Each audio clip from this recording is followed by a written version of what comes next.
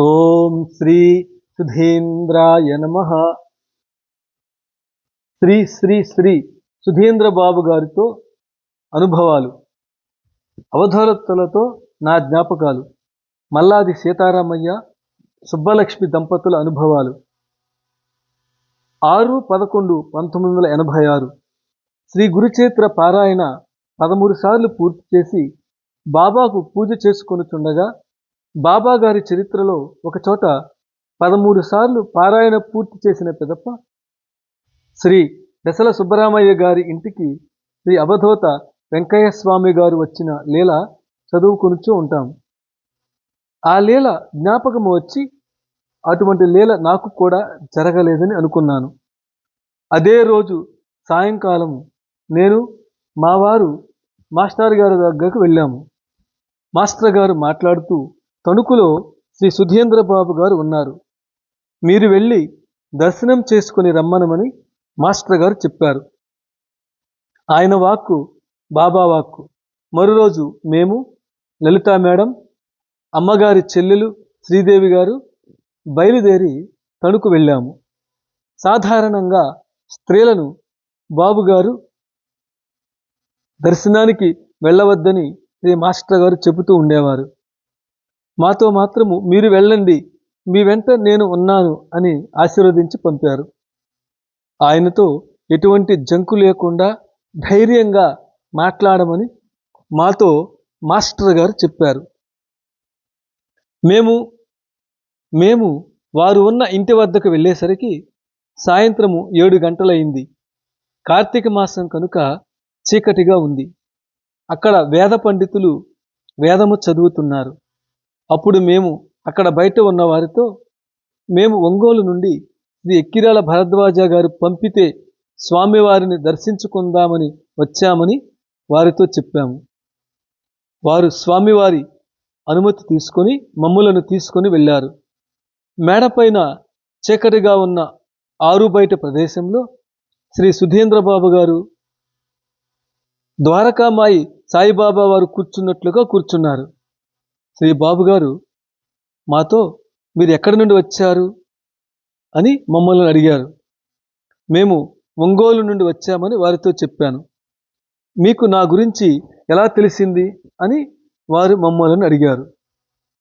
అమ్మగారి జీవిత చరిత్రలో మీ పేరు చూశాము, అందుకని మేము మిమ్మల్ని చూడాలని వచ్చినాము. శ్రీ బాబు గారు ఆ పుస్తకం ఎవరో రాశారని మమ్మల్ని అడిగితే మా మాస్టర్ గారు రాశారని చెప్పాము. అప్పుడు బాబుగారు, అమ్మ మాట్లాడుతుందా? నాతో 25 సంవత్సరాలు పరిచయం ఉన్న నాతో ఎప్పుడు మాట్లాడలేదే, మీతో మాట్లాడిందంటే మీరు చాలా అదృష్టవంతులు. శ్రీ బాబు గారు మాస్టర్ గారు గురించి ఎవరు ఏం చెబితే అది వ్రాయడమేనా? వెళ్ళి తేల్చుకుందాం, రమ్మ, చేయూతనియ్యి, వెళదాం అని లేచారు. మాకు భయం వేసి ఏం మాట్లాడకుండా కూర్చున్నాము. తర్వాత కూడా ఎవరు చెబితే వచ్చారు, ఎందుకు వచ్చారు అని అంటూనే ఉన్నారు. కొద్దిసేపటి తర్వాత నాకు ఆరోగ్యం బాగోలేదు, నేను డాక్టర్ వద్దకు వెళ్ళాలి అని మేడ మీద నుండి కిందికి దిగివచ్చి ఇల్లు గల వారిని కారు తాళం అడిగి తీసుకొని కారులో బయటికి వెళ్ళారు. మేము అక్కడ ఉన్న వారితో మాట్లాడి బయటకు వచ్చాము. అంతలోనే శ్రీ బాబు గారు వచ్చారు. మేము బాబు గారిని చూసి నిలబడిపోయాము. శ్రీ బాబు గారు మాతో, మీరు ఇంకెప్పుడూ రావద్దు అని మాతో అన్నారు. మేము మరలా రేపు ఉదయం తమ దర్శనానికి వస్తామని వారితో చెప్పి, మీకు నమస్కారం చేసుకుంటాము స్వామి అని అడిగాను. నేను మీ తమ్ముడు లాంటి వాడిని, మీరు నాకు నమస్కారం చేయడం ఎందుకు అంటూనే కాళ్లకు ఉన్న చెప్పులు విప్పి నిలబడ్డారు. మేము వారికి నమస్కారం చేసుకుని వెళ్ళి మరుసటి రోజు ఉదయం బయలుదేరి శ్రీ చివటం అమ్మగారి దర్శనం చేసుకుని అక్కడికి కొద్ది దూరంలో గల శ్రీ మౌనస్వామి వారిని దర్శనం చేసుకొని అక్కడ నుండి సుమారు ఉదయం 11:30 గంటలకు శ్రీ బాబుగారి దర్శనం కోసం వచ్చాము. అక్కడికి మాకంటే ముందుగా ఆకిబీడి నుండి కొంతమంది వచ్చి ఉన్నారు. వారు వచ్చి 1 గంట పైనే అయ్యిందన్నారు. మేము కూడా అక్కడ కూర్చొని బాబా నామము, మాస్టర్ గారి నామము జపించుకుంటూ కూర్చున్నాము. మేము కూర్చున్న చోటుకు ఎదురుగా శ్రీ బాబు గారి గది తలుపు ఉన్నది. అక్కడ గదిలో శ్రీ బాబు గారు ఎదురుగా శ్రీ బాబు గారు కట్టిక నేల మీద మెడ కింద చేతులు వేసుకుని అటు ఇటు దొర్లుతూ ఉన్నారు. 10 నిమిషాల తరువాత గది తలుపు తీసుకుని బయటకు వచ్చారు. మీరు ఎవరో ఏదో చెప్తే రాకూడదు. ఒక అగ్గిపుల్ల ఉంది, దానిని సంజీవ పుల్ల అన్నాము. తర్వాత కాదు అగ్గిపుల్ల అనుకుంటాము. సంజీవ పుల్ల అని అనుకున్నప్పుడు జాగ్రత్తగా దాచుకుంటాం. కాదు అగ్గిపుల్ల అన్నప్పుడు దానిని విసిరి పారేస్తాం. ముందు సంజీవ పుల్ల అని అనుకోవడం ఎందుకు, తర్వాత అగ్గిపుల్ల అని అనుకోవడం ఎందుకు అని అన్నారు. మాతో నాకు ఆరోగ్యం సరిగ్గా లేదు అని చెప్పాను కదా, మరలా ఎందుకు వచ్చారు అని అన్నారు. మేము ఊరికి వెళదామని అనుకుంటున్నాం, కావున మీ వద్ద 10 నిమిషాలు కూర్చొని వెళదామని వచ్చామని వారితో చెప్పాము. శ్రీ బాబుగారు మాకంటే ముందుగా వచ్చిన వారిని పిలిచి నాకు ఆరోగ్యం బాగోలేదు అని వారిని పంపివేశారు. మమ్మల్ని కూడా పంపివేస్తారని అనుకున్నాను. కానీ అంతలోనే ఆయన లేచి మేము కూర్చున్న వరండాలోకి వచ్చారు. బాబుగారు వచ్చారు కదా అని మేము లేచి నిలబడ్డాము. బాబుగారు మాతో మీరు కూర్చోండి, మీరు మాకు అతిథులు అని అన్నారు. తర్వాత ఆ ఇంటిలో ఎవరినో పిలిచారు, వారు పలకలేదు. అప్పుడు స్వామి మేడ మీద నుండి కిందికి దిగి 4 కాఫీలు పంపమని చెప్పారు. మాకు చాలా సంతోషం వేసింది. శ్రీ బాబుగారు వచ్చి కూర్చున్నారు. నాకు ఆరోగ్యం బాగుండడం లేదు, నాకు మాట్లాడాలన్నా ఎక్కువ ఇష్టం ఉండదు అంటూనే శ్రీరాముల వారి గురించి చాలా బాగా చెప్పారు. వాల్మీకి ఎన్నో ఘోరాలు చేశాడు, హత్యలు వంటి కిరాతకపు పనులు చేశాడు.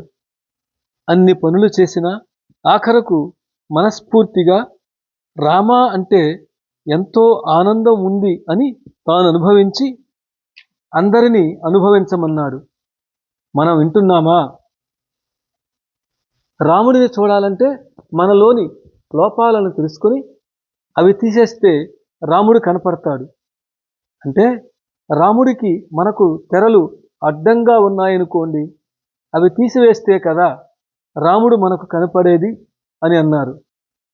అవి తీయడానికి మనము ప్రయత్నం చేయం కదా. ఒక అగ్గిపెట్టె, దాని నిండా పుల్లలు ఉన్నాయి, పక్కన వజ్రం ఉంది. ఆ వజ్రాన్ని అగ్గిపెట్టెలో పెట్టాలంటే పుల్లలు తీయాలి కదా. కానీ అగ్గిపెట్టె మన దగ్గర చాలా రోజుల నుండి ఉంది కదా అని ఆ పుల్లలు తీయలేము. కావాలంటే వజ్రాన్నైనా వదిలేస్తాం అన్నారు. చిన్నప్పటి నుండి మీ అమ్మవాళ్ళు చెప్తేనే వినని వారు ఇప్పుడు నేను చెప్తే మాత్రం ఏమి వింటారు? అక్కడ ఇక్కడ తిరిగి కాలం వృధా చేసుకోవడం ఎందుకు అని అన్నారు. ఎవరి దగ్గరికైనా వెళితే ఏమి ఉంటాయి? గడ్డాలు, మీసాలు తప్ప. అవి కూడా చేయించుకోవడానికి డబ్బులు లేక ఉంటాయి. అంతేకాని అంతకంటే ఏమీ ఉండదు. రామ అని అనుకుంటూ ఉంటే రాముడు కనపడతాడు. ఏదైనా మంచి జరుగుతుంది. పోనీ మంచి జరగలేదనుకోండి, మనదేమీ పోదు కదా. నాకు మాత్రము అంతా రాముడే. తల్లి, తండ్రి, గురువు, దైవము, సఖి, సోదరుడు అని ఒక పద్యము చదివి వినిపించారు శ్రీ బాబుగారు. శ్రీ బాబుగారు రాముల వారి గురించి చెప్పేటప్పుడు చాలా ఆనందంగా ఉంటారు. తర్వాత మాకు సుమారు 1 గంట ప్రాంతంలో ప్రసాదం పెట్టారు, మరలా టీ ఇచ్చారు. సుమారు 4 గంటల పాటు మాతో శ్రీ బాబుగారు చాలా బాగా మాట్లాడారు. తర్వాత 1:30 సమయంలో మేము శ్రీ బాబుగారితో వెళ్ళి వస్తాము అని అన్నాము. అవసరం ఉన్నంతసేపు కూర్చున్నారు. ఇప్పుడు వెళ్తామని అంటున్నారు అని అన్నారు. మేము బాబుగారితో మీ ఆరోగ్యం సరిగా లేదు కదా, మేము మిమ్మల్ని విసిగిస్తున్నామేమో అనుకుంటున్నాము అని చెప్పాము. ఏమి పర్వాలేదు కూర్చోండి అని 3 గంటల 30 నిమిషాల వరకు మాతో మాట్లాడి మేము వెళ్ళవలసిన సర్కార్ ఎక్స్ప్రెస్ సమయానికి ఈ బాబు గారు మమ్మల్ని పంపించారు. వచ్చేటప్పుడు మేము నమస్కారాలు చేసుకునేటప్పుడు తిరిగి మమ్మల్ని కోపడ్డారు. ఏమిటి ఈ సాష్టాంగ నమస్కారాలు? నాకు నమస్కారం చేయడం కూడా సరిగ్గా చేత కాదు. ఇప్పుడు మీలాంటి వారందరిని చూచి దేవుడికి నమస్కారం చేయడం నేర్చుకుంటున్నాను. నా దగ్గర ఏమీ లేదు. నా మీద ఏమాత్రము గౌరవం ఉన్నా ఇంకెప్పుడు రావడానికి ప్రయత్నించకండి. ఆ వ్రాసిన ఆయన ఎవరో ఒకసారి వచ్చి ఆయనతో తేల్చుకోవాలి. నేను వస్తాను ఎప్పుడో అని అన్నారు. మేము బయలుదేరి వచ్చాము. కానీ మాస్టారు గారు వారు ఎప్పుడు కలిశారో మనకు తెలియని విషయం. ఆ తర్వాత కూడా శ్రీ బాబు గారిని 2 సార్లు దర్శనం చేసుకునే అవకాశము మాస్టర్ గారు కలిగించారు. అంతా శ్రీ ఎక్కిరాల భరద్వాజ మాస్టర్ గారి దయ. ఓం శ్రీ సుధీంద్రాయ నమః. సహస్రావధాని బ్రహ్మశ్రీ కోట లక్ష్మీ నరసింహం గారి అనుభవాలు. జీవితము చాలా విచిత్రంగా ఉంటుంది. ఎలా ప్రారంభమవుతుందో, ఎలా సాగుతుందో, ఎలా స్వామి సన్నిధికి చేరతామో మన ఊహకి అందకుండా సాగుతుంది. ఒక విచిత్రమైన సన్నివేశం. చాన్నాళ్ళ క్రితము మాకు తెలుసున్న చుట్టం ఒక ఆయన జేబులో నుంచి పర్సు పైకి తీశాడు. తీస్తే సహజంగా ఇంట్లో ఉండే భార్య పిల్లల ఫోటోలు పెట్టుకుంటాం. కానీ ఆ పర్సులో ఒక ఫోటో ఉంది. ఆ ఫోటో విచిత్రంగా ఉంది. ఎక్కడో చూసినట్లుంది. ఆయన నాకు బావ అవటం మూలంగా ఈ ఫోటో ఎవరిది అన్నాను. నీ వెరగవులే, ఈయన ఒక మహానుభావుడు, అందుకే పర్సులో ఫోటో పెట్టుకున్నానన్నాడు. ఎవరిని ఆలోచిస్తే ఒకసారి నా మనస్సు గతంలోనికి ప్రయాణం చేసింది. మా బావతో చెప్పాను, ఈయన నాకు బాగా తెలుసు, నేను ఎరుగుదును అన్నాను. మా బావ ఆశ్చర్యపోతూ ఎలా తెలుసు అని అడిగాడు. తెలుసులే అన్నాను. క్రమక్రమంగా మాటలు మాట్లాడుకోవడం జరిగింది. ఇది 20-30 ఏళ్ల క్రితం జరిగిన సంగతి. గతం ఏమిటో ఆలోచిద్దాం ఒకసారి. అది 1970వ సంవత్సరం. నేను ఎస్ఎస్సి పాస్ అయి తరువాత తెలుగు పండిట్ కోర్సు భీమవరంలో చదవాలని ఆలోచనలో ఉన్న సమయం అది. సెలవుల కారణంగా మా తల్లిదండ్రులు అండలూరులో ఉంటే ఆ ఊరు వెళ్ళాం, మా అమ్మమ్మ గారింటికి. అండలూరులో మా నాన్నగారు హయ్యర్ గ్రేడ్ టీచర్. ఆ ఊరు వెళ్ళిన 2-3 రోజులకి మా నాన్నగారు సైకిల్ తీసుకుని బయటికి వెళుతూ నా కూడా రారా అన్నారు. ఏ సినిమాకో తీసుకెళ్తారని కూడా వెళ్ళాను. మేము బయలుదేరిన ఊరు అండలూరు. కొంత ప్రయాణం చేసిన తర్వాత ఒక మెయిన్ రోడ్డు వచ్చింది. కొంత ముందుకు వెళితే పొలమూరు అనే ఊరు వచ్చింది. ఆ ఊరు తీసుకెళ్లారు మా నాన్నగారు. ఎక్కడికి తీసుకెళ్తున్నారో నిజంగా తెలియదు. అలా వెళుతూ ఒక ఇంటిలోనికి తీసుకువెళ్ళారు. అక్కడ కొంతమంది కూర్చొని ఉన్నారు. మేము కూడా వెళ్ళాం. ఒక బల్ల మీద కూర్చున్నాం, నేను మా నాన్నగారు. ఎందుకు కూర్చున్నామో, ఎవరి కోసం కూర్చున్నామో, ఆ ఇల్లు ఎవరిదో నాకు తెలియదు. ఎందుకు నిరీక్షిస్తున్నామో తెలియదు. ఒక 10 నిమిషాల తర్వాత ఒక వ్యక్తి బయటకు వచ్చారు. ఆ వ్యక్తి చాలా సామాన్యుడిగా తువ్వాలు కట్టుకొని ఉన్నారు. వారిని చూచి మా నాన్నగారు నమస్కారం చేశారు. నేను నమస్కరించాను. మా నాన్నగారు వారు కుశల ప్రశ్నలు వేసుకున్న తర్వాత ఆయన లోపలికి వెళ్ళిపోయారు. మళ్ళీ వచ్చారు. అప్పుడు వారి వద్ద నుండి మంచి సువాసన వచ్చింది. లోపలికి వెళ్ళి సెంటు రాసుకు వచ్చారా అన్నది నా అనుమానం. మా నాన్నగారు వారు కుశల ప్రశ్నలు వేసుకుంటూ, వీడు మా అబ్బాయి అని మా నాన్నగారు వారితో అన్నారు. నేను నమస్కారం చేశాను. అన్నారు అంతే. 10 నిమిషాల తర్వాత ఒకరు పరిగెత్తుకుంటూ వచ్చి మేమున్న చోటుకు వచ్చాడు. ఏడుస్తూ బాబోయ్ బాబోయ్ అంటూ ఏడుస్తున్నాడు. నేను కంగారు పడ్డాను. కానీ నా ఎదుట ఉన్న వ్యక్తి ఏమీ కంగారు పడడం లేదు.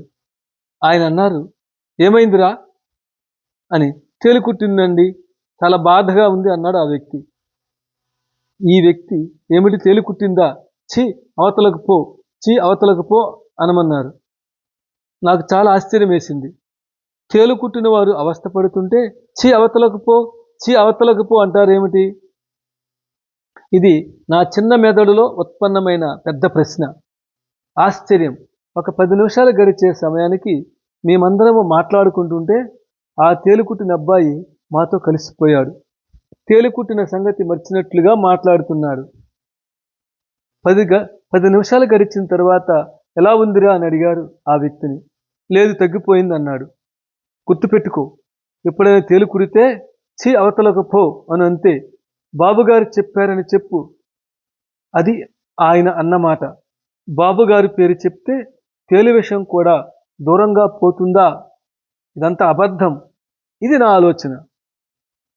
ఆ చిన్న వయస్సులో నిజాన్ని గుర్తించే జ్ఞానము ఉండదు కదా, అది పరిస్థితి. చాలాసేపు కూర్చున్న తర్వాత మా నాన్నగారు సైకిల్పై ఇంటికి తీసుకొచ్చే సమయంలో నేను ఒక ప్రశ్న వేశా. ఎవరండి ఆయన అలా ఉన్నారు, చిన్న తువాలు కట్టుకున్నారు ఏంటి అని, పైగా సెంటు రాసుకున్నారేంటి ఆయన యోగా, భోగా, దేవుడా ఏమని చెప్పి ఇక్కడ తీసుకొచ్చారు? నేను గమనించింది ఏమిటంటే తేలు కుడితే చీపు అంటే విషం పోయింది. ఇది ఒక ఆశ్చర్యం తప్ప ఇక నాకు ఏమీ గోచరించలేదు.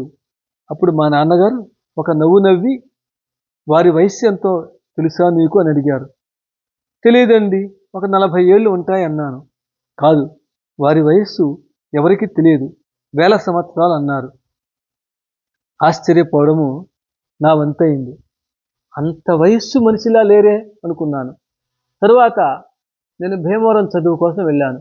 అప్పుడు మా నాన్నగారు నాతో, బాబుగారు భీమవరం వస్తున్నారు, చిన్న అమిరం రాజుగారింటికి తప్పకుండా వెళ్ళి బాబుగారికి కనిపించు అన్నారు. అది రెండవసారి బాబుగారిని చూడడానికి వెళ్ళడం. అక్కడికి వెళ్ళాను. బాబుగారు గుర్తుపట్టి రా కూర్చో అన్నారు. మంచం మీద కూర్చొని నన్ను కూడా పక్కన కూర్చొని జనం చాలామంది ఉన్నారు. జాయిన్ అవుతున్నావా కాలేజీలో అని నన్ను అడిగారు. జాయిన్ అవుతున్నానండి అన్నా. ఏ పుస్తకం కావాలి నీకు అన్నారు. ఒక పుస్తకం కావాలి, దాని పేరు కాదంబరి అనే పుస్తకం అండి అన్నాను. అరగంటలో ఆ వ్యక్తి ఆ పుస్తకం తీసుకొచ్చాడు. ఆ పుస్తకం తీసుకుని అట్ట తిప్పి మొదటి పేజీ మీద శ్రీ సుధేంద్రబాబు అని సంతకం పెట్టి నాకు ఇచ్చారు. పుస్తకం తీసుకున్నాను. ఇంటికి వచ్చేశాను. భాషా ప్రవేళ పాస్ అయినాను. ఈ సరదాలలో ఈ కథ అంతా కనుమరుగైపోయింది. అప్పుడప్పుడు నేను మా అమ్మగారు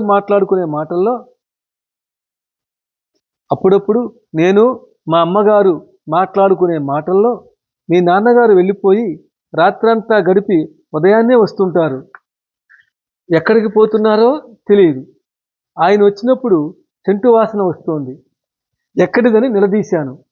అప్పుడు మీ నాన్నగారు చెప్పారు, బాబుగారని ఒకరున్నారు, నేను వారి వద్దకు వెళుతున్నాను, వారి వద్ద ఎప్పుడు సెంటు వాసన వస్తుంది అన్నాను. అప్పుడు నాకు అవగతమైంది. అక్కడికి ఎందుకు వెళతారని అడగ్గా, నువ్వు వారి వద్ద కూర్చుంటే తెలుస్తుంది, ఎంతసేపు మాట్లాడతారో తెలియదు, ఎక్కడ మొదలు పెడతారో తెలియదు, ఎక్కడ అంతమవుతుందో తెలియదు, ఆయన చెప్పిన దాంట్లో ఒక విషయమైనా తెలుసా అంటే తెలియదు, నువ్వు 100 ప్రశ్నలు వేస్తే 101 సమాధానం చెప్తారు. ఆయన సామాన్యుడు కాదు, చాలా గొప్పవారు. నా అదృష్టం కొద్దీ, నీ అదృష్టం కొద్దీ ఆయన మనకు దొరికారు. దండం పెట్టుకో, నీకు పుస్తకం ఇచ్చారు కదా, జాగ్రత్తగా దాచుకో అన్నారు. కాలక్రమేణా మా తండ్రి గారు కాలం చేయడంతో ఈ విషయాలన్నీ కాలగర్భంలో కలిసిపోయాయి. మా బావ పర్సులో ఫోటో చూచి ఇవన్నీ ఆయనకి చెప్పాను. వెంటనే మా బావ ఆశ్చర్యపోయి, నువ్వు చాలా అదృష్టవంతుడురా అని అన్నాడు. వారి దగ్గర ఉన్నది పరిమళం కాదు, ఆధ్యాత్మిక పరిమళమని ఇప్పుడిప్పుడు నాకు అనిపిస్తోంది. శ్రీ సుధీంద్ర గురవే నమః. ఓం శ్రీ సుధీంద్ర సద్గురవే నమః. కలియుగంలో పరమాత్మ ఏ అవతారంలో వస్తాడు? సహస్రావధాని శ్రీ కోట లక్ష్మీ నరసింహం గారి విశ్లేషణ.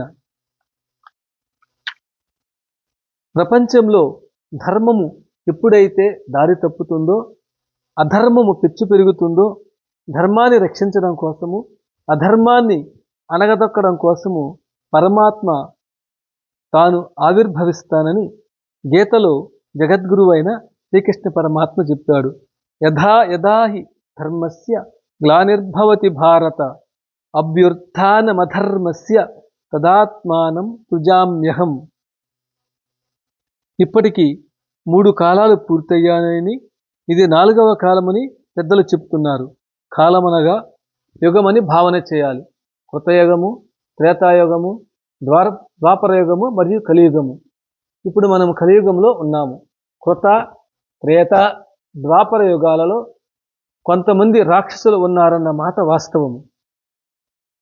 వారు చాలా కొద్ది మంది మాత్రమే ఉండేవారు. వారందరూ ఒక సమూహముగా ఉండేవారు. వారిని సంహరించడం కోసము పరమాత్మ దిగి వచ్చేవాడు. వారిని ఏ రకంగా శిక్షించాలో ఆ రకంగా శిక్షించేవారు. ధర్మాన్ని నిలబెట్టిన పరిస్థితి ఉంది. కలియుగము చాలా విచిత్రమైనది, దుర్భరమైంది. ఈ కలియుగంలో ఇంటింటా రాక్షసులు ఉన్నారు. ఇలా ఉన్న రాక్షసులని మా ఇంట్లో నాతో సహా ఉన్న సందర్భంలో ఇంతమంది రాక్షసుల్ని సంహరించడము దేవుడి వల్ల అవుతుందా అంటే చేసేయగలడు. ఎంతమందినైనా సంహరించగలడు ఆయన. ఆయన కాలస్వరూపమైతే మొత్తము ప్రపంచమంతా ఆ కాలంలో పడి నశించిపోతుంది. పరమాత్మ దయాస్వరూపుడు. ఆ దయ అపరిమితమైనది, అమేయమైనది. ఆ దయ కలిగిన పరమాత్మ ఏం చేస్తున్నాడంటే ప్రత్యేకంగా ఈ కలియుగములో రాక్షసత్వాన్ని సంహరించడం కాదు, రాక్షసత్వాన్ని సంస్కరించాలనే ఆలోచనతో, అందుకోసము కలియుగంలో పరమాత్మ సంహార క్రియను మాని సంస్కార క్రియను చేయుటకు గాను తాను గురుస్వరూపమై అవతరించాడు. అది ఈ కలికాలంలో ఈ భగవంతుని యొక్క ప్రణాళిక. భాగవతాది గ్రంథాలలో పరమాత్మ అనేక రకాల అవతారాలు ఎత్తాడని, 22 అవతారాలను కొందరు, 10 అవతారాలను ఇంకొందరు రకరకాలైన వాదనలు ఉన్నాయి.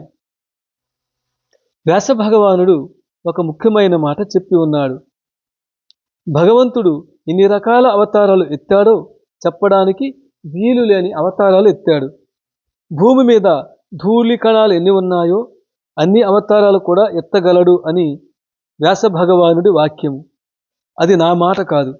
అందుచేత ఒక్కొక్క ప్రాంతంలో ఉండే జన సమూహాన్ని సంరక్షించాలి, సంస్కరించాలి అని ఆలోచన వచ్చినప్పుడు భగవంతుడు తానుగా వర్ష బిందువులు అన్ని చోట్ల ఎలా పడతాయో అలాగే అన్ని చోట్ల గురుస్వరూపంగా అవతరించినటువంటి పరిస్థితి మనము చూస్తూ ఉంటాము. అలా మన ప్రాంతంలో అవతరించిన మహానుభావుడు సాక్షాత్తు శ్రీ సుధీంద్ర భగవానుడు. ఆయన ఇక్కడ మాత్రమే పరిమితమనుకుంటే తప్పు. వర్షం బిందువులు ఎంతవరకు వ్యాపించి ఉంటాయో, ఎంత విస్తారంగా ఉంటాయో అంత విస్తారమైన మహాత్మ్యము మన స్వామివారికి ఉంది. అది ఎప్పుడు మరువకూడదు. బంగారము ఎంత చిన్నదైనా, ఎంత పెద్దదైనా, బంగారు లక్షణము ఎలా ఉంటుందో అలాగే భగవంతుని లక్షణము ఈ గురువు దగ్గర నుంచి పరమాత్మ వరకు వ్యాపించి ఉంటుంది. ఇది సత్యమైన అంశం. దీనిని అర్థం చేసుకోవడానికి కొంత జ్ఞానం కావాలి. మనం గురువు గారు శ్రీ సుధీంద్ర బాబు గారి గురించి మాట్లాడుకుంటున్నాము. వారితో నాకున్న పరిచయము చాలా తక్కువ. అయితే నాకు చాలా అహంకారం ఏమిటంటే, నేను మా నాన్నగారితో శ్రీ గురువు గారిని చూశాను. నేను భీమవరం వెళితే వారి పక్కన కూర్చొండబెట్టుకున్నారు. నాకు ఒక పుస్తకం సంతకం పెట్టి ఇచ్చారు. నేను చాలా గొప్పవాడిని. ఇది నా ఆలోచన. నేను ఉద్యోగరీత్యా తణుకు వచ్చాను. నా మిత్రులు బాబుగారి గురించి మాట్లాడుకుంటుంటే కొంతమంది దగ్గర నేను ఎరుగుదునండి బాబుగారిని అన్నాను. అందరూ నా వెంటబడ్డారు.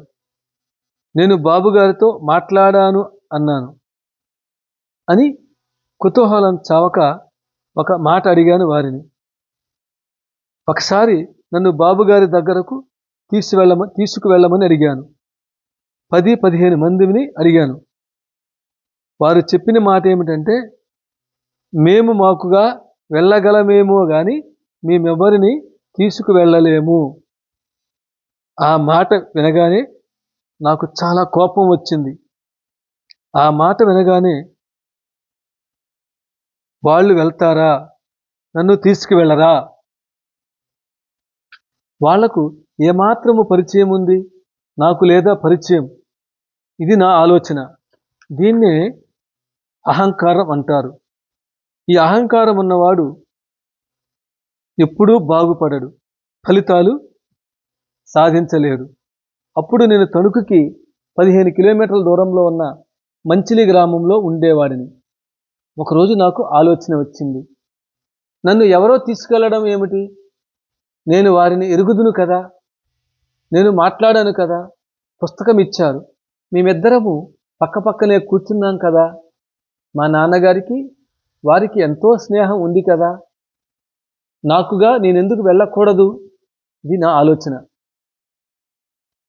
ఒక ఆదివారం రోజున మధ్యాహ్నం 3 గంటలకు బయలుదేరి తణుకు వచ్చి అద్దె సైకిల్ తీసుకొని బాబుగారు ఎక్కడ ఉన్నారో తెలుసుకొని పాలంగి పుంత దగ్గర ఉన్నారని తెలిసి అక్కడికి వచ్చాను. అక్కడ ఒక వ్యక్తి నన్ను ఎవరండి మీరు అన్నాడు. నేను మాస్టారుని అన్నాను. ఎందుకు వచ్చారు? బాబుగారిని చూడాలని వచ్చాను. బాబుగారు లేరండి. ఎప్పుడు వస్తారు? నాకు తెలియదండి. వస్తే వచ్చారని, రాకపోతే రాలేదని అనుకోవాలి అన్నాడు. చాలా మర్యాదగా మాట్లాడాడు. నాకున్న కోరిక ఒకటే, ఎలాగైనా వారిని ఒక్కసారి దర్శించుకోవాలని మాత్రమే. అతని పేరు రాముడు. నాకు ఏమీ కోరికలు లేవు. వారిని దర్శించుకు వెళ్ళడం తప్ప అన్నాను. అలా అయితే మీరు ఉంటే ఉండండి, మీ ఇష్టం, బాబుగారు మాత్రం లేరు అన్నాడు. ఎలాగైనా వారిని దర్శించి వెళదాం అనుకుని ఆ మార్గం దగ్గర కూర్చున్నాను. 6 గంటల బండికి తిరిగి వెనక్కి వెళ్ళిపోవాలి. ఆ రోజు దర్శనం కాలేదు. మళ్ళీ ఆదివారం వచ్చాను. అదే రాముడు ప్రత్యక్షం. ఎవరు కావాలండి? బాబుగారు కావాలన్నాను. వారు మీకు కనపడతారో లేదో నేను చెప్పలేనండి అన్నాడు. మాస్టర్ గారి అబ్బాయి వచ్చారని చెప్పు. ఏ మాస్టర్ గారు? పొలమూరులో మాస్టర్ అని చెప్పు. రాముడు లోపలికి వెళ్ళాడు. 5 నిమిషాలు చూశాను. ఆశ్చర్యం. స్వామి లుంగీ సర్దుకుంటూ సందంతా నడిచొస్తున్నారు. నా ఎదురుగా నిలబడ్డారు. నమస్కారం స్వామి అన్నాను. ఆయన కూడా నమస్కారం. ఎవరు మీరు? మాస్టర్ గారి అబ్బాయిని. ఏ మాస్టారు అని బాబుగారు అన్నారు. మీ దగ్గరకు వచ్చేవారు అని అన్నాను. అవన్నీ నాకు గుర్తులేవమ్మా, నేనెరగను నిన్ను, మీ నాన్నగారిని అస్సలు ఎరగను అని బాబుగారు అన్నారు. మీకు నమస్కరించుకొని వెళతాను అని నేనన్నాను. మీరు నమస్కరిస్తే నేను నమస్కరిస్తా, నువ్వు నమస్కారం తీసేస్తే నేను నమస్కారం తీసేస్తాను, లేదంటే అలానే నమస్కరిస్తుంటాను అన్నారు బాబుగారు. ఏం చేయాలో నాకు తోచలేదు. నువ్వు వెళ్ళే వరకు ఇక్కడే ఉంటాను అన్నారు. నమ్మండి, చెప్పులు అక్కడ వదిలేసి పారిపోయి వచ్చేశాను. నాకు స్వామి మీదే విపరీతమైన కోపం. కొందరితో మాట్లాడతారు, నాతో ఎందుకు మాట్లాడరు? నేను చేసిన తప్పేమిటి, పాపం ఏమిటి, ఎందుకు మాట్లాడరు నాతో అనే ఉక్రోషంతో లోపలికి వెళ్ళి చెప్పులు తెచ్చుకున్నాను. ఇంటికి వచ్చేసిన 10-15 రోజులు ఇదే ధ్యాస. నేనేం అడగలేదు కదా. నువ్వా మాస్టర్ గారి అబ్బాయివా అంటే ఎంత సంతోషంగా ఉండును నాకు.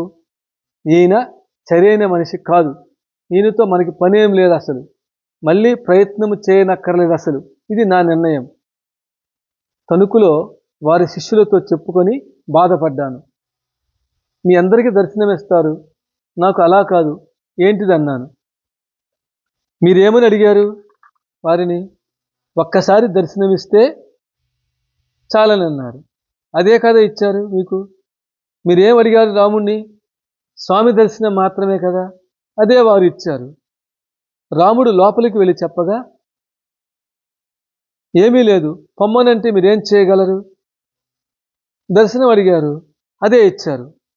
మీ కోరిక తీర్చడానికి గురువుగారు కుటీరము లోపల నుంచి మీ దాకా వచ్చి దర్శనమిచ్చారు కదా, ఇంకేం కావాలి?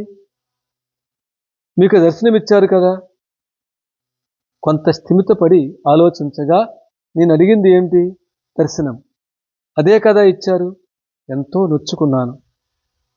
ఇక నుంచి వారిని హృదయంలో నుంచి చూద్దాం అనుకొని నా భావనలో మార్పు తెచ్చుకున్నాను. ఓం శ్రీ సుధీంద్ర గురవే నమః.